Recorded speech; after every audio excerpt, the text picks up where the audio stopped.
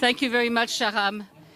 I want to say, first of all, that it's very difficult to come and follow Irwin Cotler. You know, Irwin Cotler used to be Minister of Justice in Canada, and he's still, in some way, in his heart, is Minister of Justice, not just for Canada, but and particularly for Iran. So we say thank you to him. Chers amis, dear friends of democracy in Iran, tout d'abord, permettez-moi de vous féliciter de votre grande contribution et de votre présence aujourd'hui devant le Parlement du Canada. Votre présence vive à Montréal, à Toronto, à Ottawa, Calgary, Vancouver, ailleurs au Canada est garante du soutien de la diaspora iranienne à travers le monde. You have successfully made known across Canada and the world the battle against dictatorship and fundamentalism in Iran. I want to salute these organizations present here today: the Iran Democratic Association, the Iranian Women of Tomorrow's Voice, the International Coalition Against Fundamentalism,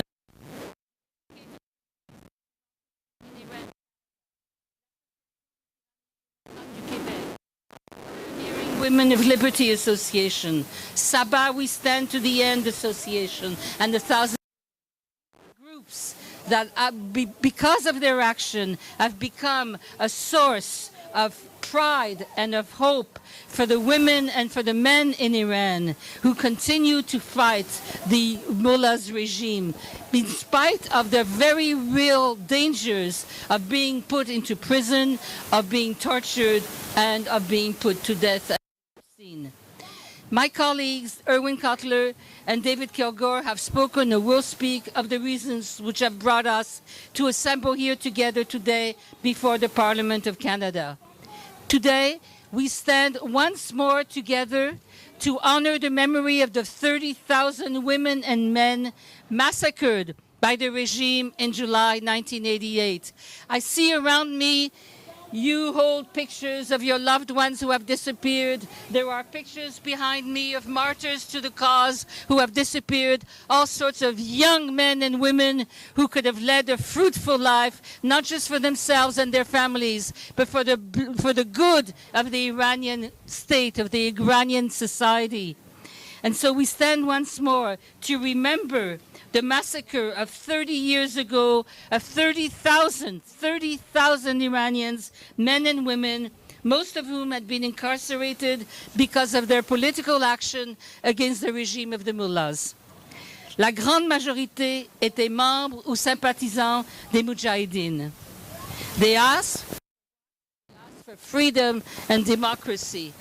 And just a little aparté, which is a little amusing, freedom and democracy is something that we take for granted here in Canada. I was just saying to Sharam as we came out of the Parliament, here we are together talking about freedom and democracy for Iran, and on the grounds of the Parliament of Canada, and right next to us, we have other Canadians who are looking after their health or their body. So we're each one of us doing something together in some way in respect of each other, and that is the Canadian way. And we are here also to stand with other Canadians to commemorate September the 1st, tomorrow, as a day of solidarity with the political prisoners in Iran, as declared by the Canadian Parliament. To our brothers and sisters, we stand by you on this Remembrance Day. We stand together to remember the past and tell the world their sacrifice has not been forgotten. We continue to look forward to the day when criminals will be brought to justice. These prisoners were executed on the order of a fatwa issued by Khomeini and approved by a death committee, among whom was Mustafa Pur Mohammadi and Avai, who have both served as justice ministers under Hassan Rouhani's government. And as Irwin pointed out before, it's incredible to us that a man guilty of such horrid murders of 30,000 people could become the man who is supposed to uphold justice in his own country and protect the citizens. Poor Mohammadi is well known for his record of human rights violations during his tenure as Deputy Intelligence Minister from 1987 to 1999. We know for certain of this massacre because of an audio tape, the so-called Montazeri tape, published in August 2016, in which the Ayatollah Montazeri, who was supposed to succeed Khomeini, excuse me, can be heard telling members of the death committee that they were guilty of crimes against humanity for the murder of over 30,000 people. Little international attention has been given to this crime. To this day, no one of the perpetrators of this horrific crime has been brought to justice. Quite the contrary. Many of those who took part in the murders, such as Hassan Rouhani, who was Commander-in-Chief of the Armed Forces and a member of the regime's Supreme Defense Council, could not have been ignorant of the deed, and yet they have continued to rise in the ranks of the regime. Thank you. Thank you very much. Give just a second. Indeed, this man, Rouhani, who is considered by the international community to be a moderate, is now president of Iran. In matter of fact, the Iranian government continues to deny such murders ever took place. We declare that the murder of 30,000 men and women constitutes a crime against humanity.